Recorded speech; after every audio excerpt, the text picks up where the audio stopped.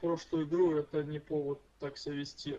Ну, сейчас, действительно, вот я не знаю, если мне против кого-то нужно было голосовать по речам, то только против четверки. Игрок номер 9, ваше время вышло. Господи, Я напомню, четверка выставлены горит. 4 Четверка и 2. горит, реально. Что игрок номер 10? Игрок номер 5, у игрока номер 7 есть основания посидеть за этим столом? Не знаете, выставляю 6, выставляю 7 на голосование.